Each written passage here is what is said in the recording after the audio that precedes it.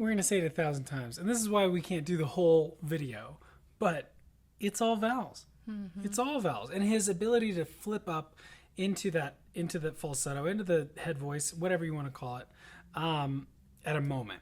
You know, he's really loose. Right. Here. He's got to be.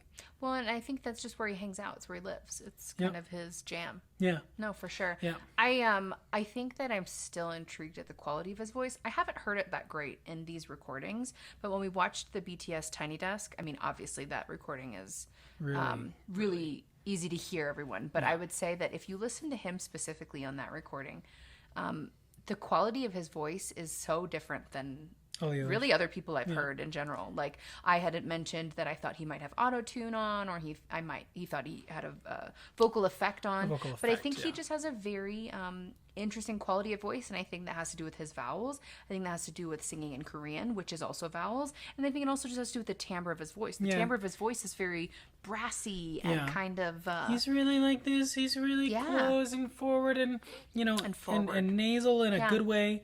You know, I just like this section here.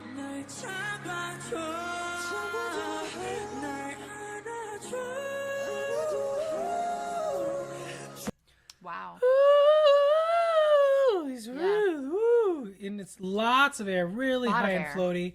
And just, it's, you know, you can't do that when you're super duper tight. Absolutely. You can't flip up super easily when you're super duper tight. And all he's doing is just giving it more air and getting way up there. And I would say overall, watching him, we haven't seen him a ton, but watching him, I don't notice a lot of tension with him. No. So I think where he lives, it's also his comfortable spot. Like, I don't think he has to, I don't want to say try that hard, because yes, it is hard to do these things, but I think you have to give it the air. And I think he does that really well. And I think what he is doing is a healthy thing anyway, because he's singing in a head voice falsetto with right vowels and good air support. That's kind of the perfect combo. Yep. You know, it's an impressive sound to us, and it's also something he could do over and over again, night after night, and it sounds almost identical every time. Yeah. And I'm not saying that it's because he's not singing it live every time. Yeah. I genuinely think he can do that a lot. Yes. Yeah. And I think that that's what, at least in our philosophy, that's what all singers should kind of go for. Strive for, is being loose, you know, being consistent, getting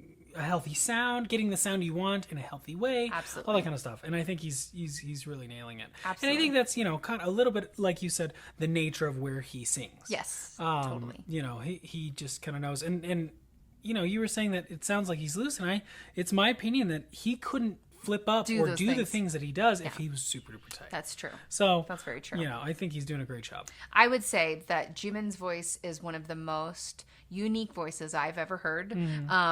And honestly, it's also because K-pop is a little bit different than what we listen to traditionally anyway.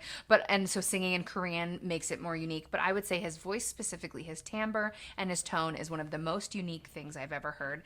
And I think that this little video and these clips have only proven that he is kind of a master of what he does, and he kind of sticks to the same thing all the time. Yeah.